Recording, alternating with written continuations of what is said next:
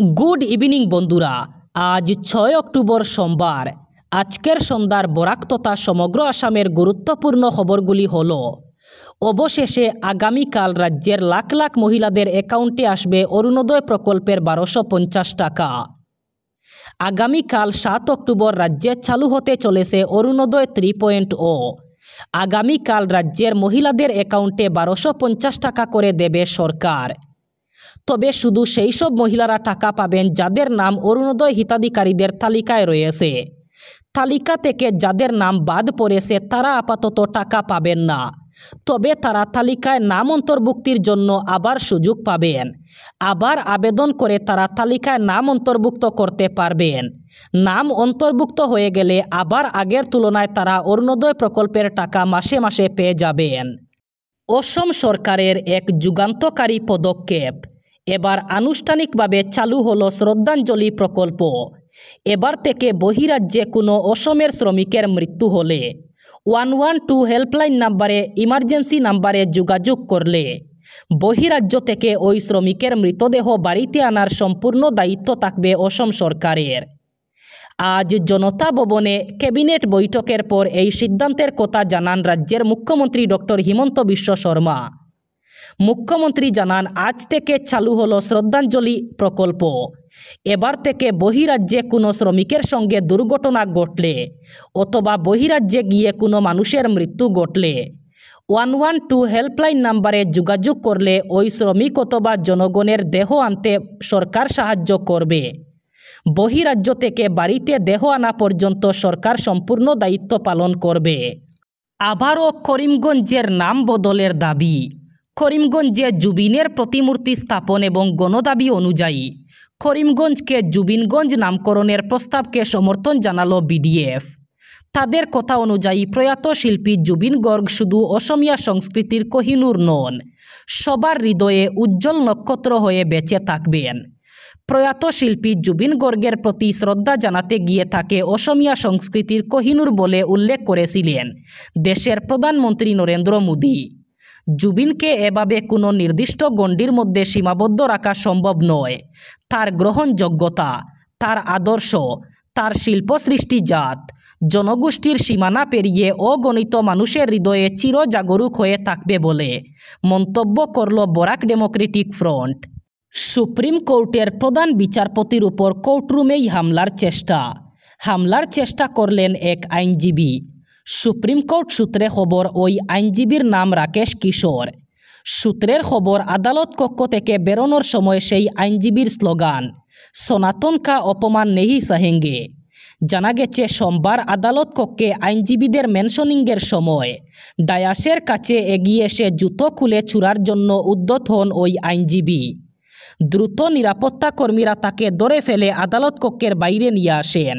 সেই কারণেই আক্রান্ত হননি প্রধান বিচারপতি বি.আর. গাবাই।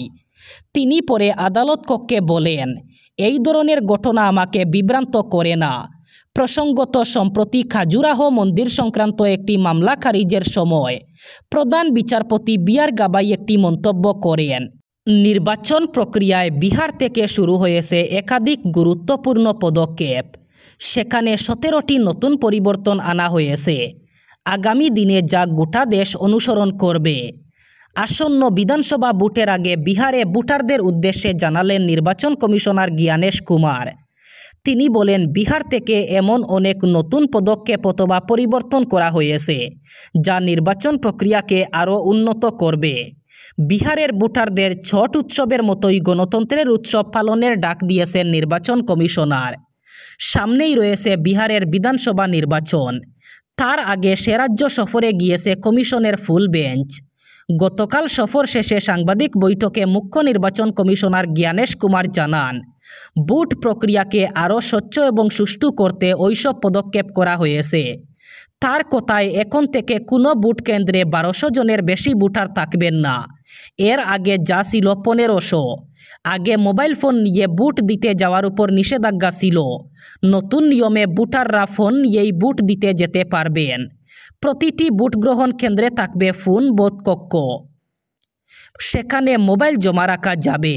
কমিশন জানিয়েছে বুথ স্তরের আধিকারিকদের সহজে চিহ্নিত করার জন্য পরিচয়পত্র চালু করা হয়েছে। এর ফলে তাদের সঙ্গে ভোটারদের পরিচয় আরও সহজ হবে।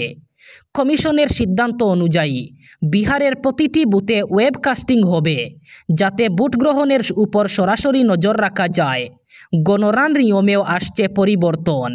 কত ভোট পড়েছে সেই তথ্যের সঙ্গে ইভিএমের তথ্যের অমিল হলে সেই কেন্দ্রের সব ভিভিপ্যাট স্লিপ গণনা করতে হবে।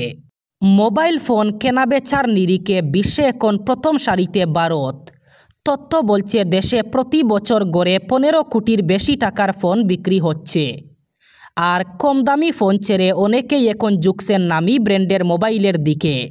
সেক্ষেত্রে পকেটে টান পড়লেও অসুবিধা নেই। সহজে পাওয়া যাচ্ছে ব্যাংক ঋণ। মাসিক কিস্তিতে টাকা দিয়ে দামি ফোন ব্যবহার করছেন এমন ক্রেতার সংখ্যা কম নয়। ব্যাংক এবং ঋণদানকারী সংস্থাগুলিও ক্রেতাদের আকর্ষণ করতে নানা অফার নিয়ে হাজির। কিন্তু এর অন্য দিকও রয়েছে। ফোন কেনার পর ব্যাংকের ঋণ না মেটানোর অভিযোগ কম নয়। জানা গেছে 1 লক্ষ টাকার কম ঋণের ক্ষেত্রে খেলাপির সংখ্যা ক্রমাগত বাড়ছে, যার জেরে সমস্যায় পড়তে হচ্ছে ব্যাংক এবং সংস্থাগুলিকে। বাড়ছে ব্যাড লোনের পরিমাণ। এই পরিস্থিতি ঠেকাতে এবার নতুন প্রযুক্তি আনতে চলেছে রিজার্ভ ব্যাংক অফ ইন্ডিয়া অথবা আরবিআই। এক্ষেত্রে কিস্তির টাকা সময়মতো পরিশোধ না করলে দূরনিয়ন্ত্রিত ব্যবস্থার মাধ্যমে ঋণ নিয়ে কেনা ফোন লক করে দেওয়া হবে। সম্প্রতি আরবিআইয়ের গভর্নর সঞ্জয় মালহোত্রা জানিয়েছেন, মোবাইল ফোন লক করার বিষয়টি নিয়ে শীর্ষ ব্যাংক ইতিমধ্যেই আলোচনা শুরু করেছে। এই ব্যবস্থার ভালো এবং খারাপ দুই দিকই খতিয়ে দেখা হচ্ছে। ফোন ব্যবহারকারীর তথ্যের গোপনীয়তার বিষয়টিও বজায় থাকে, তার দিকেও বিশেষ নজর রাখা হবে। আরবিআইয়ের মনিটারি পলিসি কমিটির এক সদস্য জানিয়েছেন, এই পদ্ধতি চালুর ক্ষেত্রে বেশ কিছু সুবিধা এবং অসুবিধা আছে। ফোন ব্যবহারকারী এবং ব্যাংকের স্বার্থ বজায় রেখেই যদি নতুন ব্যবস্থা চালু করা যায় তা নিয়ে পর্যালোচনা চলছে। মাসখানেক আগেই হিংসায় উত্তপ্ত হয়ে উঠেছিল নেপাল। সেই রেশ কাটতে না কাটতেই আরও এক বিপর্যয়ের মুখে ভারতের প্রতিবেশী এই দেশ। এবার প্রাকৃতিক দুর্যোগে বিপর্যস্ত নেপাল। 36 ঘন্টা ধরে ভারী বৃষ্টির জেরে বন্যার আশঙ্কা দেখা দিয়েছে নেপালে। বহু এলাকা জলের তলায়। জায়গায় জায়গায় দোষ আর হরপাবান নেমে আসায় পরিস্থিতি সংকটজনক হয়ে উঠেছে। শুক্রবার থেকে এখনও পর্যন্ত অন্তত পক্ষে 47 জনের মৃত্যু হয়েছে প্রাকৃতিক বিপর্যয়ে। তবে মৃতের সংখ্যা আরও বাড়তে পারে বলে আশঙ্কা করা হচ্ছে। হরপাবান আর দোষে অনেকে নিখোঁজ হয়ে গেছেন বলে প্রশাসন সূত্রে জানা যায়। প্রশাসন সূত্রে খবর, সবচেয়ে ক্ষতিগ্রস্ত পূর্ব নেপালের ইলাম। কোশি প্রদেশের পুলিশ আধিকারিক দীপক পোখরেল জানিয়েছেন, সূর্যোদয় পুরসভায় 5 জন, মানসেবুং পুরসভায় 3 জন, ইলামে 6 জন, দেউমেইয়ে 3 জন এবং ফাকফুকাতমে 1 জনের মৃত্যু হয়েছে। দক্ষিণ নেপালে বাজ পড়ে মৃত্যু হয়েছে 3 জনের। উদয়পুর জেলায় হরপাবানে আরও 1 জনের মৃত্যু হয়েছে বলে জানা যায়। এছাড়া বিভিন্ন এলাকা থেকে মৃত্যুর খবর আসছে। নেপালের জাতীয় বিপর্যয় মোকাবিলা দপ্তরের মুখপাত্র শান্তি মহত জানিয়েছেন, হরপাবানে 11 জন নিখোঁজ।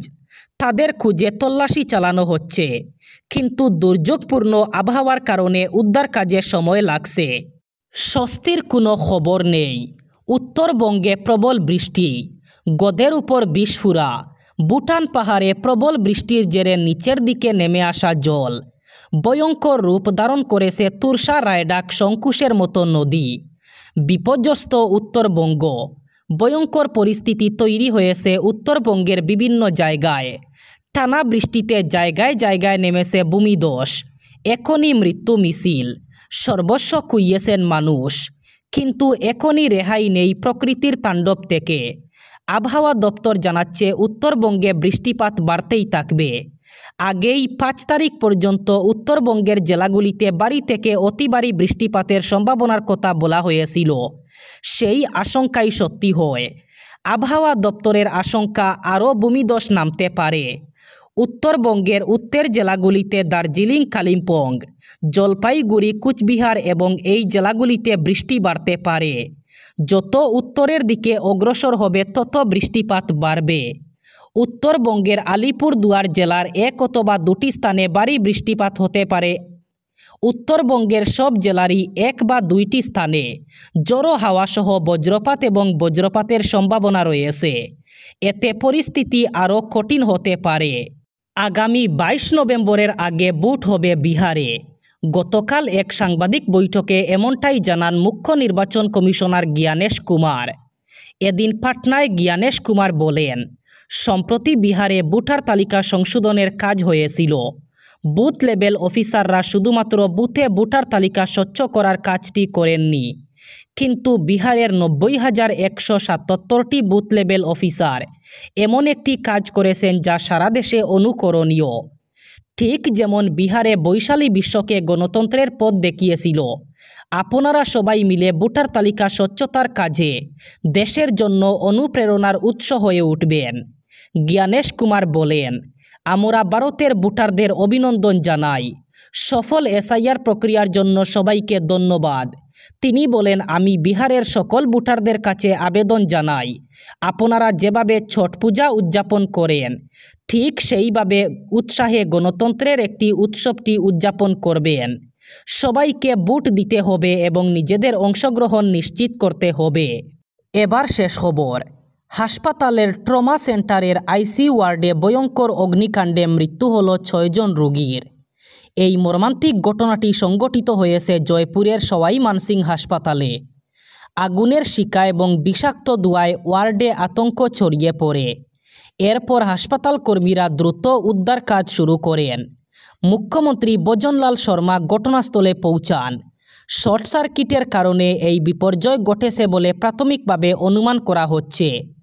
ট্রমা সেন্টারের ইনচার্জ অনুরাগ খাগার জানিয়েছেন, আগুনের সূত্রপাত হয়েছে শর্ট সার্কিটের কারণে। আগুনের লেলিহান শিকা দ্রুত আইসিইউতে ছড়িয়ে পড়ে। এই সময় বিষাক্ত ধোঁয়ায় পুরো ওয়ার্ড ভরে যায়, যা পরিস্থিতিকে আরও ভয়ঙ্কর করে তোলে। ট্রমা সেন্টারের ইনচার্জ বলেন, আমাদের ট্রমা সেন্টারের দোতলায় 2টি আইসিইউ রয়েছে। একটি ট্রমা আইসিইউ এবং অন্য সেটি সেমি আইসিইউ। সেখানে মোট 24 জন রোগী ভর্তি ছিলেন। তাদের মধ্যে 11 জন ট্রমা আইসিইউতে ছিলেন। বেশিরভাগ রোগী কোমায় ছিলেন, তার ফলে তাদের বাঁচানো আরও কঠিন হয়ে পড়ে।